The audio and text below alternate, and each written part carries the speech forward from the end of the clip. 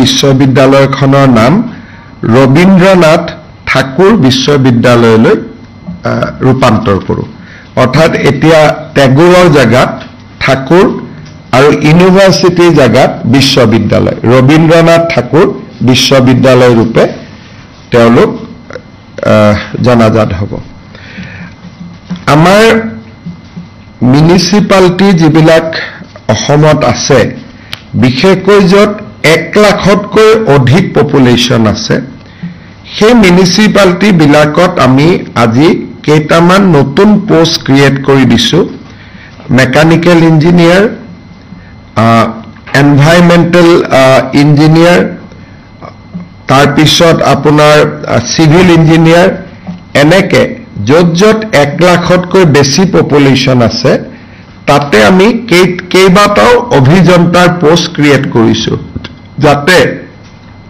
আমাৰ মিউনিসিপালিটি সমূহ শক্তিশালী হ'ব পাৰে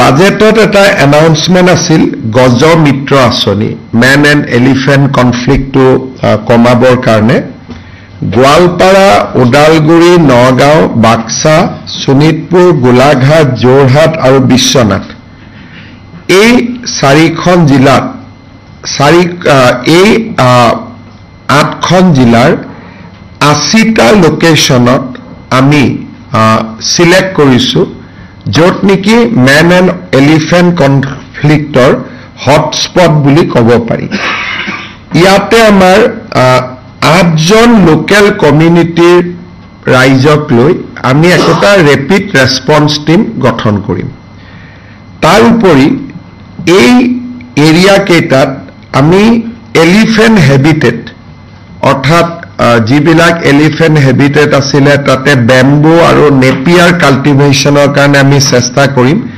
যাতে হাতীয়ে অল্টাৰনেটিভ ফুড পাব পাৰে আৰু তাৰ উপৰিও আমি আন কি ধৰণে এই 80টা স্থানত এলিফেন্ট আৰু হিউম্যান বিং দুইটাই কো এক্সিষ্ট কৰিব পাৰে তাৰ বাবে আৰু কিছুমান এক্সপেৰিয়েন্স আমি কৰিম সেই কাৰণে গজ মিত্ৰ আঁচনিখন আজি আমাৰ কেবিনেটত অনুমোদন কৰা হৈছে আঁচনিখন খুব ইন্টাৰেষ্টিং আপোনালোকক পিছত ফৰেষ্ট ডিপাৰ্টমেন্টে পৃথকে আৰু এটা ব্ৰিফিং দিব basically constitution of rapid response team এলিফেন্টৰ কাৰণে নেচাৰেল ফুড ষ্টক বঢ়োৱা যে তেওঁলোকে যাতে জংগলত খাব পায় বেম্বু নেপিয়াৰ ইত্যাদি আৰু লগত সোলাৰ ফেন্সিং আদিৰ কথা থাকিব ফৰেষ্ট ডিপাৰ্টমেন্টে আপোনালোকক ডিটেইল এই স্কিমখনৰ বিষয়ে আৰু অলপ ব্ৰিফিং কৰিব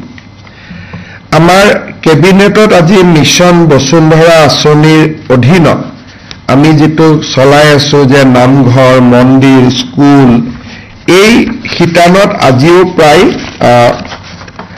3000তকৈ অধিক নামঘৰ মন্দিৰ স্কুলক মাটিৰ আজি আবলটন দিয়ে গোটেই কেইখন জিলাত সামৰি আৰু এই প্ৰক্ৰিয়াটো চলি থাকিব ডিস্ট্ৰিক্টৰ পৰা প্ৰপোজাল আহি আছে আমি এপ্ৰুভ কৰি আছো 14 আগষ্টলৈকে আমি গোটেই প্ৰক্ৰিয়াটো কমপ্লিট কৰিম টোটাল এপ্লিকেশন অলমোস্ট 50,000ৰ ওপৰত আছে এতিয়া মই 2-3টা বেলেগ প্ৰস্তাৱলৈকে আহিছো আজি কেবিনেটে 1 অক্টোবৰৰ পৰা কাৰ্যকৰী হোৱাকৈ গাঁও প্ৰধানসকলৰ দৰমহা 9,000 টকাৰ পৰা 14,000লৈকে বৃদ্ধি কৰিছে 14,000 so from 9,000 to 14,000 এটো আমাৰ গাঁও প্ৰধান বা গাঁও বুঢ়া তেওঁলোকৰ দৰমহা 9,000ৰ পৰা 14,000 হ'ব আৰু যিসকল গাঁও বুঢ়া ফৰেষ্ট ভিলেজত আছে তেওঁলোকেও এই বৰ্ধিত দৰমহাটোৰ সুযোগ লাভ কৰিব আমাৰ লখিমপুৰ জিলাৰ সুবনখিৰিত দুখন গাঁও আছে মৰনৈ বেবেজিয়া আৰু বেবেজিয়া এই দুইখন গাঁৱত ট্ৰাইবেল পপুলেশ্যন আছে 5% নন ট্ৰাইবেল পপুলেশ্যন আছে 95% সেই কাৰণে এই গাঁও দুখনক আমি সুবনছিৰি ট্ৰাইবেল বেল্ট এণ্ড ব্লকৰ পৰা এক্সক্লুড কৰিছো যাতে সাধাৰণ শ্ৰেণীৰ মানুহখিনিয়ে মাটি বাৰী পট্টা পাব পাৰে। আজি আমাৰ কেবিনেটে অসমৰ বিভিন্ন সত্ৰত বাস কৰা উদাসীন ভকতসকললৈ মাহত 1500 টকাকৈ বিত্তীয় সাহায্য দিয়াৰ এটা আঁচনি মঞ্জুৰ কৰিছে। 1 অক্টোবৰৰ পৰা তেওঁলোকে আঁচনি লাভ কৰিব আৰু শিশু উদাসীন ভক্তসকলেও এই আঁচনিটো পাব। তাৰমানে আমাৰ সত্ৰবিলাকত উদাসীন ভকত ৰূপে যিবিলাক শিশু ভকত আছে তেওঁলোকেও এই আঁচনিটোৰ সুবিধা পাব। যেনেকৈ অৰুণোদয় প্ৰতি মাহত যায়, এই 1500 টকাও উদাসীন ভকতসকলৰ একাউণ্টত গৈ জমা হ'ব। এই আঁচনিটো 1 অক্টোবৰৰ পৰা আমি চেষ্টা কৰিম যাতে কাৰ্যকৰী হয়।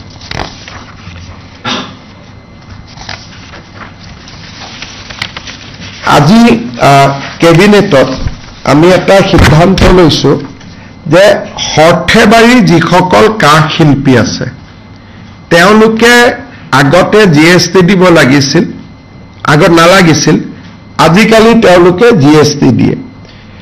যিটো GSTৰ ৰাজ্যিক চৰকাৰৰ অংশ এইটো তেওঁলোকে জমা দিব, আমি তেওঁলোকক উভতাই দিম। সৰ্থেবাৰীৰ কাঁহ পিতলৰ ব্যৱসায়ীসকলে যিটো ষ্টেট GST পে কৰে, that will be reimbursed to them, অৰ্থাৎ তেওঁলোকে যদিও দিব লাগিব GSTটো, কিন্তু যিমান টকা তেওঁলোকে GST দিয়ে সিমান টকা আমি তেওঁলোকক ঘূৰাই দিম। এই আঁচনিটো আজি আমাৰ কেবিনেটে অনুমোদন কৰিছে আৰু মই আশা কৰিম যে আমাৰ সৰ্থেবাৰী কাঁহ শিল্পীসকলে GST পেমেণ্ট কৰিব আৰু GSTটো উভতাই ল'ব। গতিকে এইটো বহুদিনীয়া এটা সমস্যা আছিল, আজি কেবিনেটত এইটো সমাধান হ'ল। আজি আমাৰ কেবিনেটে অংগনবাদী কৰ্মীসকলৰ দৰমহা তেওঁলোকে আগত 2000 টকা ৰাজ্য চৰকাৰৰ পৰা পাই আছিল, ভাৰত চৰকাৰৰ পৰা 4500 টকা পাই আছিল। এতিয়া আমি যিটো ৰাজ্য চৰকাৰে 2000 দি আছিল, এতিয়া তাৰ লগত আমি 1500 যোগ কৰি দিম। তাৰমানে they will get 3500 from state government, 4500 টকা কেন্দ্ৰীয় চৰকাৰৰ পাব। সৰ্বমুঠ তেওঁলোকৰ দৰমহা 8000 টকালৈকে বৃদ্ধি হ'ব। তাৰমানে ৰাজ্য চৰকাৰ আৰু কেন্দ্ৰীয় চৰকাৰে দিয়া টকা প্ৰায় সম হ'লগৈ। তেওঁলোকে 4000 দিয়ে কেন্দ্ৰীয় চৰকাৰে, আমি 3500 দিম। কেন্দ্ৰীয় চৰকাৰে 4500 দিয়ে, আমি 3500 দিম। টোটেল অংগনবাদী দৰমহা 8000 টকা হ'ব, 1500 টকা বৃদ্ধি হ'ব, ৰাজ্য চৰকাৰে দিব। অংগনবাদী কৰ্মীৰ দৰমহা 750 টকা বৃদ্ধি হ'ব। আগতে তেওঁলোকক ভাৰত চৰকাৰে 2250 টকা দিছিলে, ৰাজ্য চৰকাৰে 1000 দিছিলে। এতিয়া ভাৰত চৰকাৰৰ পৰা 2250 টকা পাব আৰু ৰাজ্য চৰকাৰৰ পৰা 1750 টকা পাব, সৰ্বমুঠ 4000 টকা পাব। অৰ্থাৎ সহায়িকাগৰাকীয়ে 4000 পাব, কৰ্মীগৰাকীয়ে 8000 পাব। আৰু বৃদ্ধি কিমান হ'ল? কৰ্মীগৰাকীৰ বাবে 1500 হ'ল, সহায়িকাগৰাকীৰ বাবে 750 টকা হ'ল। আজি আমাৰ কেবিনেটত আমি ঘোষণা কৰা আৰু এটা আঁচনি আমি অনুমোদন দিওঁ। এইবাৰ যিসকল ল'ৰা ছোৱালীয়ে মেট্ৰিক পৰীক্ষা দিব তেওঁলোকৰ ফৰ্ম ফিল আপ অক্টোবৰ মাহৰ 10 তাৰিখে সামৰণি পৰিব। এইবাৰ ফৰ্ম ফিল আপত আমি তেওঁলোকক অনুৰোধ কৰিছোঁ যাতে তেওঁলোকে বেংক একাউণ্ট নম্বৰটো দিয়ে। আৰু কেবিনেটে যে অনুমোদন কৰিছে যে 1 নৱেম্বৰৰ পৰা মেট্ৰিক শেষ নোহোৱা পৰ্যন্ত প্ৰত্যেকজন উচ্চতৰ HSLC মেট্ৰিক পৰীক্ষাৰ্থীক আমি প্ৰতি মাহত 300 টকাকৈ তেওঁলোকৰ বেংক একাউণ্টত দিম। এই টকাখিনি তেওঁলোকে বুকছ কিনিব পাৰিব, নোটবুকছ কিনিব পাৰিব, নিউট্ৰিচিয়াছ ফুড ল'ব পাৰিব। অৰ্থাৎ 5 লাখ ষ্টুডেণ্টে মাহত 300 টকাকৈ অলমষ্ট, আমি মেট্ৰিক কোন মাহত হয় নাজানো, যদি এপ্ৰিলত হয় 6 মাহৰ কাৰণে পাব, যদি ফেব্ৰুৱাৰীত হয় 4 মাহৰ কাৰণে হ'ব, যদি মাৰ্চত হয় 5 মাহৰ কাৰণে পাব। তাৰমানে কোনো মেট্ৰিক কেণ্ডিডেটে নিউট্ৰিচিয়াছ ফুড বা কিতাপ পত্ৰ কিনাৰ পৰা বঞ্চিত হ'ব নালাগে। নিজকে মেট্ৰিকৰ কাৰণে প্ৰিপেয়াৰ কৰাৰ কাৰণে তেওঁলোকে 300 টকা লাভ কৰিব প্ৰত্যেক মাহত। আৰু এই আঁচনিটো 1 নৱেম্বৰৰ পৰা কাৰ্যকৰী হ'ব। আপোনালোকে হয়তো ভাবিব যে ল'ৰাবিলাকক ফৰ্ম দিব, নহয়, আমি মেট্ৰিকৰ ফৰ্ম ফিলআপতে তেওঁলোকৰ বেংক একাউণ্ট নম্বৰটো লৈ ল'ম আৰু তেওঁলোকে পোনে পোনে তেওঁলোকক আমি 1 নৱেম্বৰৰ পৰা 300 টকাকৈ দিয়া আমি আৰম্ভ কৰিম। শেষত স্বাস্থ্য বিভাগৰ আজি এটা ডাঙৰ সিদ্ধান্ত এটা আছে। মই কেইদিনমান আগতে কৈছিলোঁ যে নাৰ্ছিং হোমসমূহত এতিয়া নাৰ্ছিং হোমৰ মালিকে টকা নিদিয়া বুলি ডেড বডি ধৰি ৰাখিব নোৱাৰিব। যদি কোনোবা ব্যক্তিক পৰিয়ালৰ মৃত শৰীৰ নাৰ্ছিং হোমে 4 ঘণ্টাতকৈ বেছি ধৰি ৰাখে, তেতিয়াহ'লে সেই ব্যক্তিগৰাকীয়ে 104ত ফোন কৰিব, নহ'লে লোকেল পুলিচক ফোন কৰিব।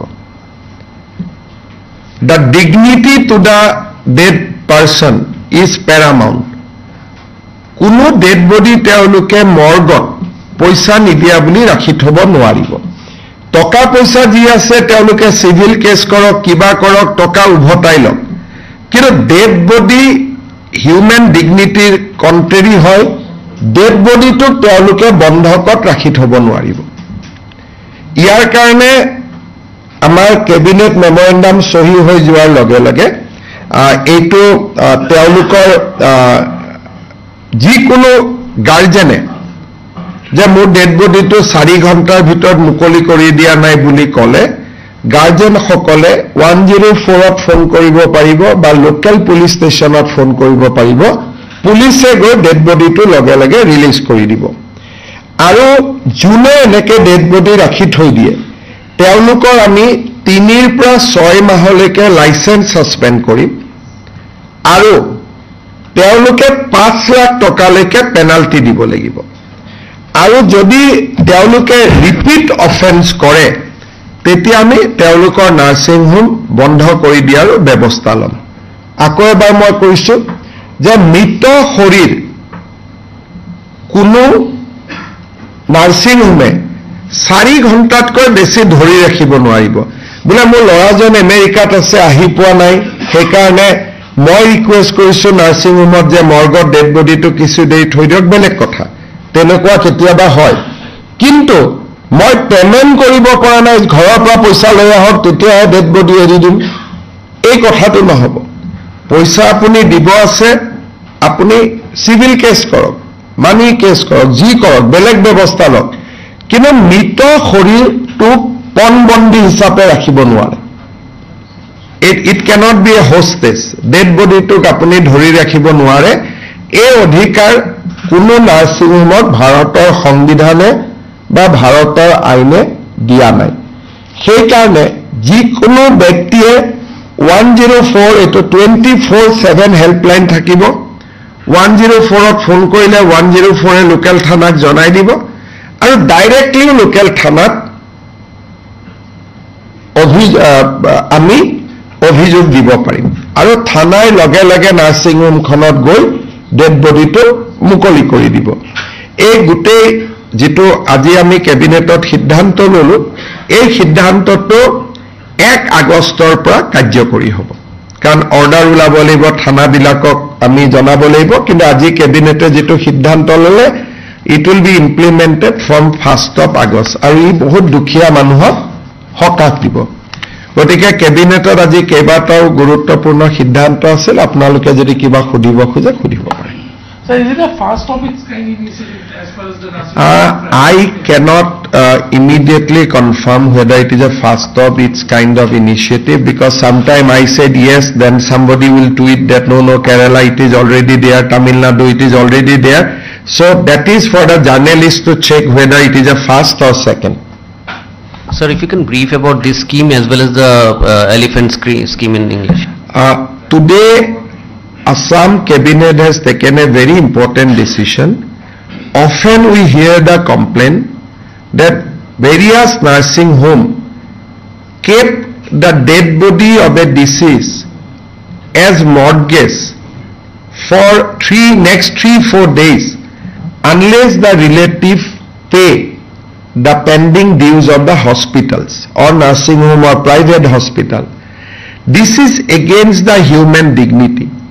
You cannot keep a dead body as hostage. State Cabinet has decided that if any nursing home try to do that, their license will be cancelled, suspended for 3 to 6 months, and they will be fined ₹5 lakhs. For repeat offences, the nursing home or private hospital can be, their license can be cancelled for eternity, for all the time to come. State Cabinet has also approved a very important scheme called Gaja Mitra to eliminate human-elephant conflict. Under this scheme, we will try to create elephant habitat in 80 hotspots, including food stock for the elephant. We will also create rapid response team so that in case elephants come to a village, the villagers can by using non-lethal means divert the routes of elephant. We will also try to plant lot of bamboo and napier, which actually elephant likes, and that for elephants these are most important foodstuff for them. So this scheme we have approved today with a view to eliminate human-elephant conflict in Assam.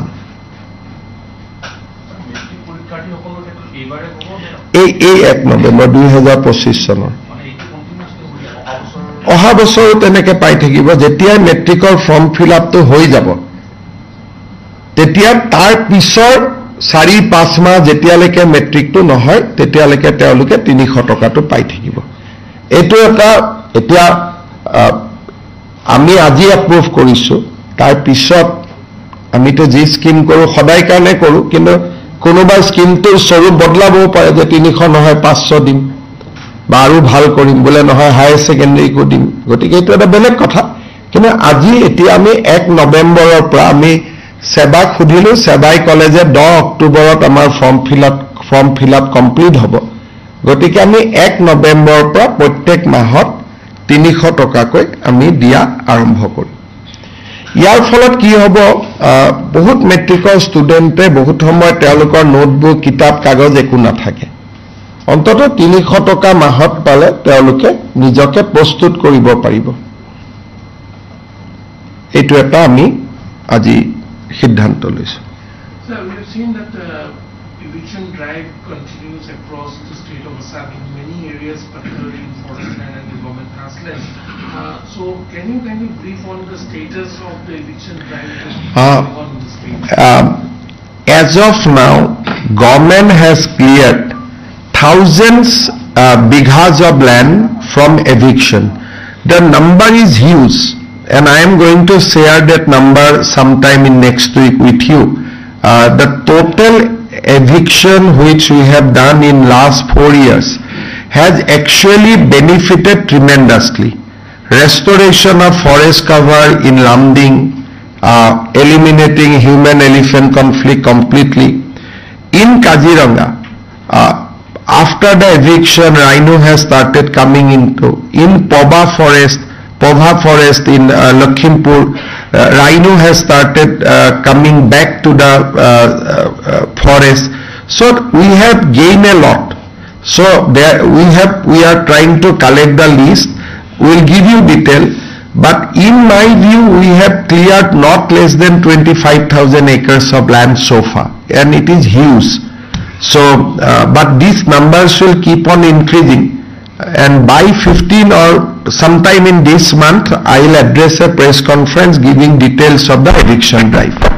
So tomorrow there is an eviction which is planned in Goalpara. Yes, somebody has even moved a petition to the High Court. High Court has said that yes, government can do the eviction, but if somebody needs water, somebody needs some basic amenity, government should provide them.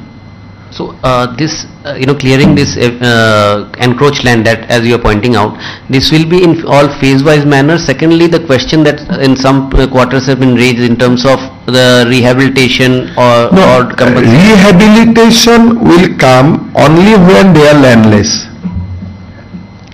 and they do not have any plots in their neighboring, in their native places. Plus, they have to be bona fide Indian citizen. So these are the conditions they have to accomplish. Like Gorukhuti, we did a eviction drive. Out of 100 people, suppose there is 100 people, only 10 has come to us showing that we don't have land and we are genuine Indian citizen. So Deputy Commissioner verified that out of 7 total evicted people were suppose 100, 10 claim, 7 we have allotted. But 93 people did not even come because they have plots or they have some places already there. Like Lamding we have evicted. Many people we have evicted, but 30 family only finally come to us that we need land and we have given them land. So the government job is to evict. It cannot be conditional. We will evict you from forest. Thereafter, you can give application to the Deputy Commissioner that I don't have land anywhere. Then DC will provide you land. But land cannot be in Guwahati. Land cannot be in Goalpara. It will be in your native place, where from you are coming. Like in Lakhimpur, people have gone from Karimganj to settle in Lakhimpur. So we will not give you land in Lakhimpur, we will give you land in Karimganj. So in the last Lakhimpur eviction, many startling facts has emerged. Amar media ki koile gungun setiak le besto hoi gol. Kintu Lakhimpurot jito ghotona hoisil, we evicted 300 people. Ar manu kejon kor pora goisile? South Salmara, Karimganj, Hailakandi, entire Lakhimpuror demography to bodlai diar eta dangor ষড়যন্ত্ৰ আছিল. Unfortunately, যে আমাৰ যিখিনি so-called জাতীয়তাবাদী paper channel তেওঁলোকে এই কথাটো নকলে যে কৰিমগঞ্জৰ মানুহ লখিমপুৰত কিয় গৈছে. আজি সাউথ সালমাৰা মানুহ লখিমপুৰত কেনেকৈ গৈছে, তেওঁলোক তাতেতো লেণ্ডলেছ হ'ব নোৱাৰে. You cannot go and settle a place which is 400 kilometers away from your district. So you apply to us, we will give you land in your native district. So these people, there are genuine people, state government will remain concerned. Even in Sapor, when we did eviction, we paid everybody rupees 50,000 and we showed a land also to them. Ki those who are genuine, you can go and you can stay there. But people, they have to prove their bona fide. First, you are an Indian citizen. At least you have applied in NRC. We need the ARN number.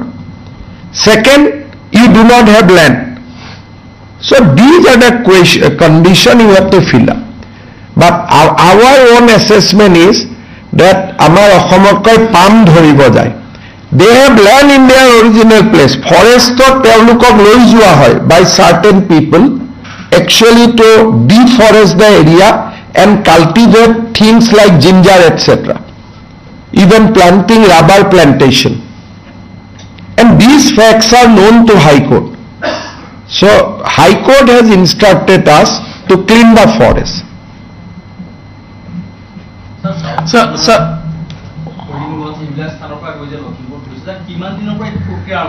এই প্ৰক্ৰিয়াটোতো মইতো নাজানো. মই যেতিয়া গৰু মাংস পৰাৰ খবৰটো পালো, তেতিয়া আমি ইনকুৱাৰী কৰিলো ইনকুৱাৰী কৰোঁতে আমি গম পালো যে এইবোৰ কৰিমগঞ্জৰ মানুহ সাউথ সালমাৰাৰ মানুহ লখিমপুৰত গৈছে লখিমপুৰত কিয় গৈছে এছাম পাৰ্টিকুলাৰলি এটা পলিটিকেল পাৰ্টি আৰু পলিটিকেল লিডাৰ্ছ তেওঁলোকে আমাৰ হক যিটো কয় 100% অসমীয়া সমষ্টি সেইবিলাকত তেওঁলোকে বিভিন্ন জেগাৰ পৰা তেওঁলোকৰ ভোটাৰ লৈ যায়